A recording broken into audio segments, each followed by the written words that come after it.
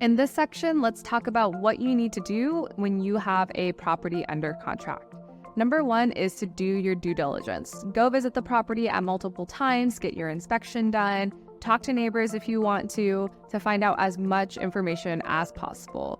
In Georgia, we are what is called a buyer's beware state. So even if sellers don't necessarily disclose something, you as a buyer cannot go to them after the home sale and, complain or try to get money out of them afterwards. You have to do your research up front.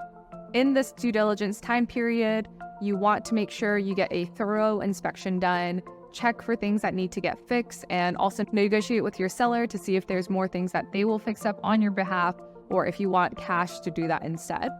While you're under contract, it's really important to keep in mind of all the contingencies. So in addition to due diligence, remember the financial and appraisal contingencies and stay close to your lender to make sure you don't miss any of these dates. And finally, this is the time when you should be shopping around for home insurance because it's something that your lenders are going to require.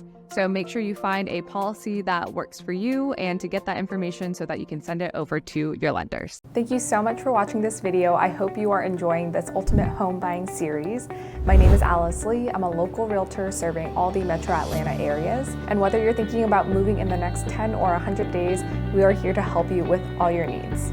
You can find resources and contact information in the description box below, and you can also schedule a call to discuss your real estate strategy and talk about next steps.